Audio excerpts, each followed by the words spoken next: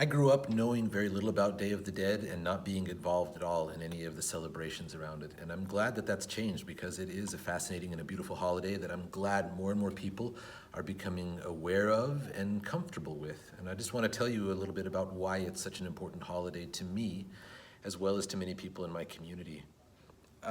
First of all, Day of the Dead is a beautiful celebration.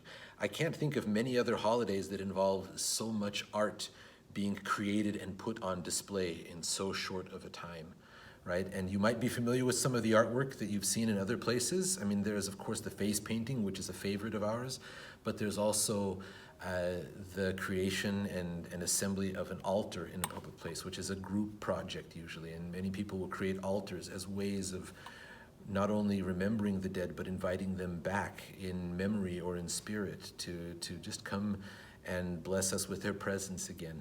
There's also the painting of sugar skulls, which is a fun thing that a lot of kids do. And even a tapete, if you've ever seen those, the sand art that's put together. There's the music, there's the dancing, there's the foods that come out. It's really a very artistic holiday, and I think that we all need more art in our lives and in public places, and so I'm grateful that Day of the Dead gives us that chance. Day of the Dead brings together, actually, we've got a fantastic celebration right here in Tacoma that happens every year at the Tacoma Art Museum on or around Day of the Dead. It won't be happening this year, unfortunately, but you really should put it on your calendars to go in future years if you've never been.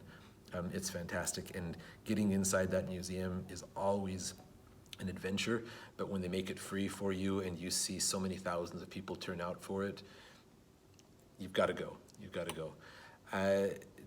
Day of the Dead reminds me of my own roots also, and that I have a responsibility to my family and to my ancestors, those who came before me. And that for me is really what it's all about. Is just remembering it's so easy in this country and in the United States. We sometimes get a little bit too comfortable with the idea of the individual, right? That it's about me and I am free from the past to make my own future. And although there's some things that I like about that idea, I have to remember that where I am today, I am because I've had ancestors who got me here. They've worked so hard and they dreamed of me getting to have the opportunities that I have.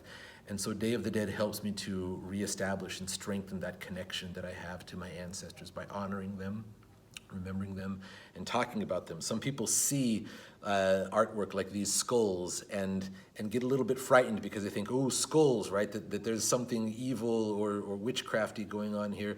And I don't want to dwell on that. What I want to point out is that what we sometimes see as maybe frightening or a little bit scary, when we see the tradition of decorating skulls, calaveras, in Day of the Dead, what I love about that is that where other people might see ugliness, we turn it into an opportunity to create beauty, right? And that is another beautiful thing about Day of the Dead that I wish more people knew and celebrated, that we can create beauty from things that might be ugly or frightening or sad.